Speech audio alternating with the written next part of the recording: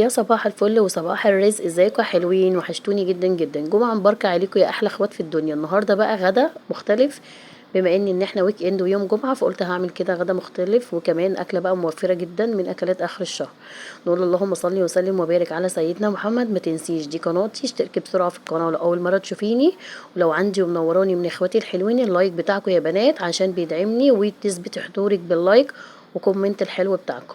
اول حاجه يا بنات، انا عندي كيس كفته كده طلعته. انا دايما بعمل كفته الرز دي، بس بصراحه بعملها عند الراجل يعني. هقول لكم المقادير بتاعتها، بس انا بروح اضربها عند الراجل. يعني انا عندي كبه الحمد لله، وعندي بفرمه لحمه، بس انا مش عارفه ليه يعني بحس كده ان انا يعني بيرجعني لذكريات زمان، ايام ماما الله يرحمها لما كانت بتروح تعملها عند الراجل الجزار، فانا دايما بعملها عند الجزار. المهم يا بنات، انا كنت طبعا حط يعني مقسماها كده وحطها في الفريزر. طلعت كيس كفته كده وقلت بقى هعمل غدا النهارده، بما ان احنا الجمعه، فقلت هعمل لهم بقى الاكله المختلفه دي، هم بيحبوها ودايما ايه يعني بيفرحوا قوي لما بعملها. وعايزه اقول لكم هي اصلا الاكله دي بترجعني لذكريات، يعني هي ليها ذكريات معايا كتير قوي. انا كنت بحبها، وكنت دايما لما باجي من المدرسه وماما بلاقيها مثلا بتقليها ولا حاجه، بفضل واقفه جنبها في المطبخ وافضل اكل منها. طبعا اكيد كلنا كده بنحبها محمره اكتر من مطبوخه، مش عارفه ليه، هو ايه السر؟ انا مش عارفه. المهم يا بنات، ابتديت اصبعها بقى معاكم زي ما انتم شايفين كده. اهم حاجه تجيبي زيت جنبك كده وتعوصي ايدك زيت، وابتدي بقى اصبع الكفته بتاعتي زي ما انتم شايفين بالشكل ده. عايزه اقول لكم بجد المقادير بتاعتها سهله جدا وبسيطه. يعني اللي عايز المقادير اكتب لي في الكومنتات وانا هقول لكم المقادير بالظبط. ودي كفته جملي، انا بعملها جملي، تقدري تعمليها مجمده عادي جدا، مش هيجرى لها اي حاجه، بتطلع حلوه برضو.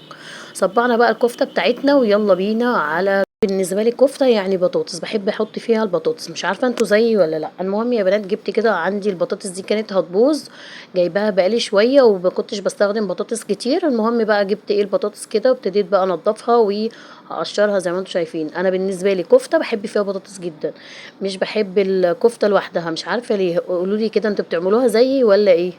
انا برضك على حسب ما انا اتعودت في بيت اهلي. يعني انا الله يرحمها مامتي كانت دايما تحط فيها البطاطس، وانا بصراحه بحبها بالبطاطس جدا. البطاطس بقى بتبقى شاربه الكفته والدمعه والحاجات دي، بتبقى تحفه جدا يا بنات. المهم بقى اقطع البطاطس معاكم كده زي ما انتم شايفين. لو فيها اي حاجه بقى هبتدي اتخلص منها، لان هي خلاص كانت البطاطس هتبوظ عندي. فانا قلت يعني فكره ان انا اعمل كفته وكمان ايه انضف البطاطس قبل ما تبوظ، خساره يعني.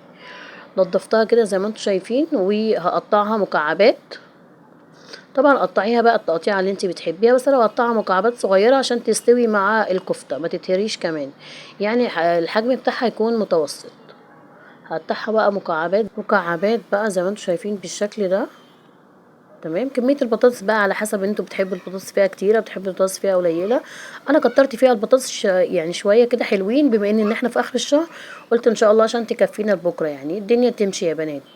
المهم بقى قطعت البطاطس كده، وطبعا البطاطس بتاعتنا عشان ما تسودش مننا هجيب كده ميه وهبتدي احط شويه ملح عشان كمان البطاطس ما تسودش. هحط كده رشه ملح بسيطه واسيبها بقى على جنب لحد ما اعمل الكفته بتاعتي احمرها على البوتاجاز.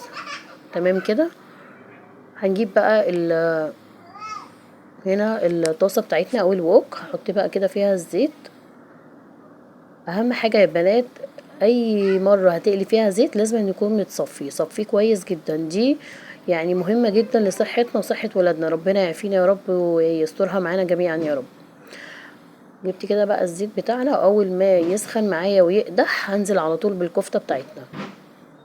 انا بحب قوي المرحله دي عايزه اقول لكم ولادي واقفين ورايا مستنيين الكفته تطلع عشان عايزين كفته يا ماما مقليه. يعني سبحان الله الاكله دي يا جماعه بجد كلنا بنعشقها محمره، بالذات الكفته ام الرز دي بنعشقها محمره. نزلت كده بقى بالكفته بتاعتي، هحمرها كده زي ما انتم شايفين. طبعا النار بتبقى متوسطه عشان ما تتحرقش مننا. هي الكفته بتاخدش ثواني وتلاقيها على طول لونت معانا. اهم حاجه تحمريها كويس قوي، عشان لو حمرتيها نص نص هتتهري منك وهتفك منك في قلب الصلصه. هبتدي اقلب كفته كده، هقلبها الاول تقليبه كده زي ما قلت لكم. انا بحبها تاخد لون شويه ما تتحرقش، يعني مش لون غامق بس، يعني بتبقى ذهبي غامق شويه عشان الكتر ما انت بتحمري الكفته كويس مش هتفك منك في الصلصه. ودي معلومه مهمه جدا. يعني بشوف الناس بتديها لون فاتح، لون فاتح الكفته بتبقى مش ماسكه، بتبقى من جوه عجينه، فلما بتحطيها في الصلصه بتفك منك وبتبقى عامله زي البلوزه كده. فحمريها كويس، دي اساسي في الكفته يا بنات. احمر كده الكفته زي ما انتم شايفين، وانا واقفه كده على طول بقلبها ما بسيبهاش، لان الكفته ما بتستحملش يعني، على طول بتتحمر. تمام.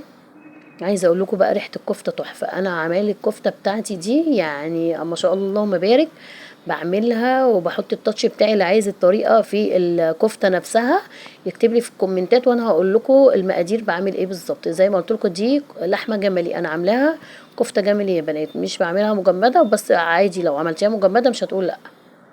هطلع بقى الكفته بتاعتنا، بسم الله ما شاء الله، شايفين ما نفشتش ما فكتش ما عملتش اي حاجه. ليه؟ مقادير مظبوطه، حتى الرز كويس والخضره مظبوطه، وكمان اللحمه على قد الرز. انا بحط نص كيلو لحمه عليها نص كيلو رز.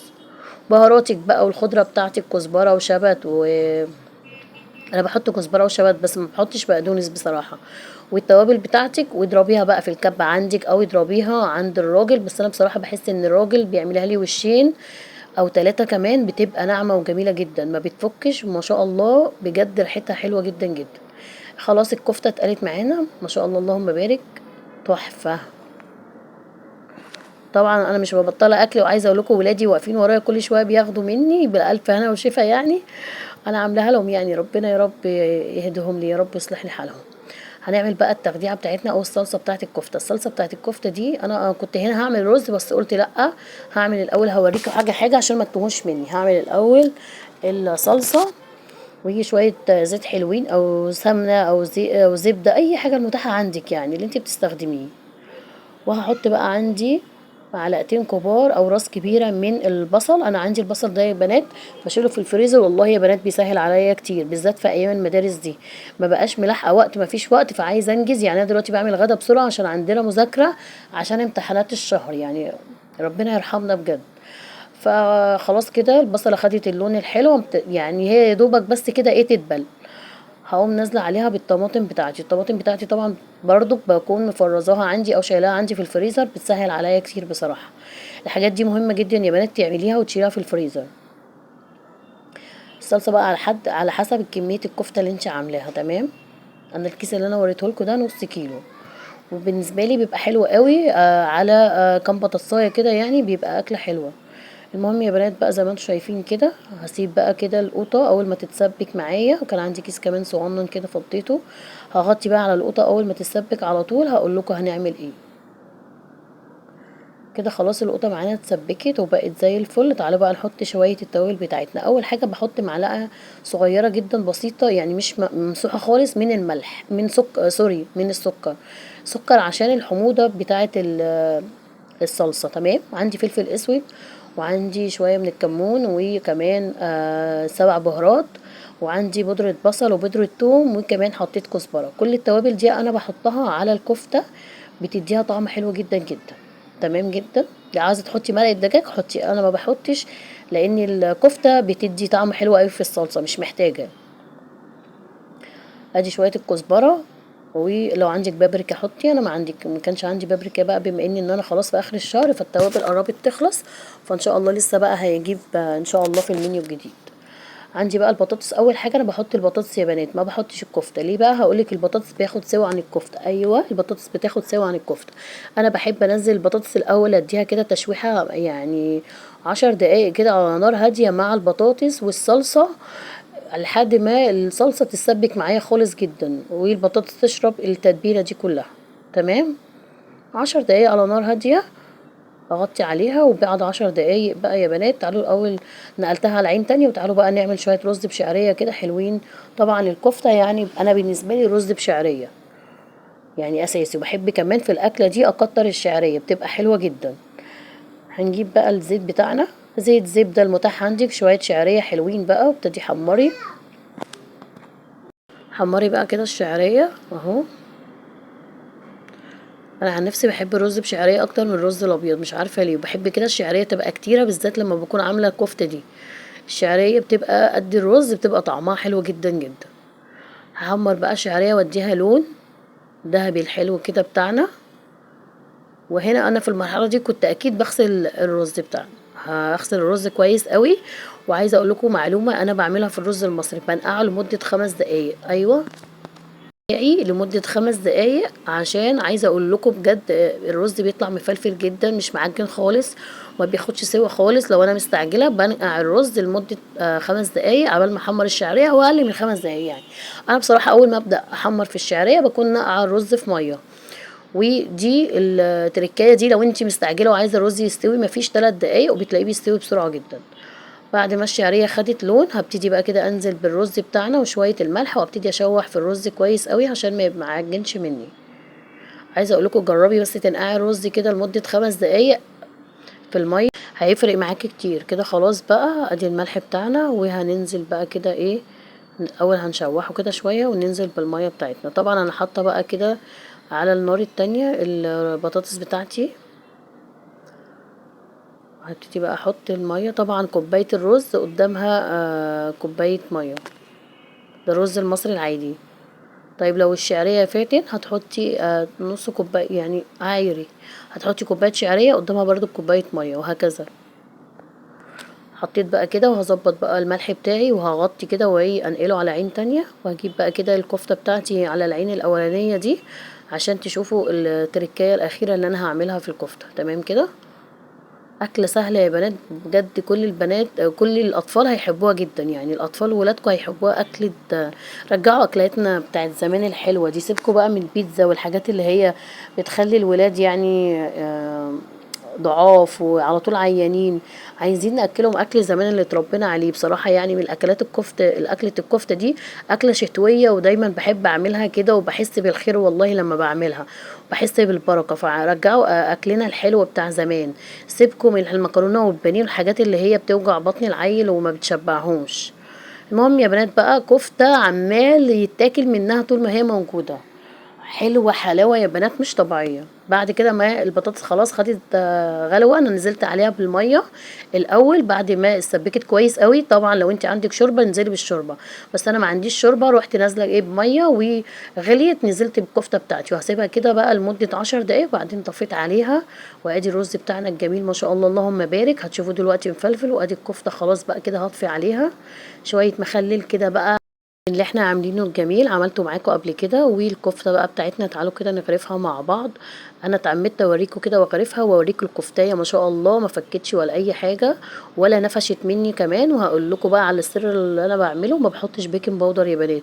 في ناس بتحط بيكنج باودر، اوعي تحطي بيكنج باودر بجد حرام، بتتهري الكفته ما بتحطش عليها غير رز وملح رز ولحمه، قد الرز قد اللحمه يا بنات، بس بتحطش عليها غير بشويه بهارات والخضره بتاعتك.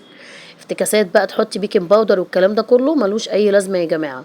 والبيكنج باودر يعني مش صحي عشان كل شويه نحطه بقى على الكيكه وعلى الاكل بتاعنا، لا. يعني ما تقط يعني خلينا نعمل اكلنا بطريقه زمان. انا عامله لكم كفته بطريقه امي الله يرحمها، ربنا يرحمها يا رب. المهم بقى الرز بتاعنا الجميل ما شاء الله اللهم بارك. شايفين بقى الرز هنا بقى كانت بجد مش عارفة في الموبايل ابتدى قرب يفصل، فكان بيديني انذار والفلاش بتاعه قفل. كان نفسي بجد اوريكم الاكل والفلاش مفتوحة، بجد الاكل كان شكله يشهي وما شاء الله اللهم بارك. هو باين اصلا يعني، بس بجد النور برضو كان عندي ما كانش مساعد. بس الكفتة يا بنات عايزة اقول لكم تحفة تحفة بجد.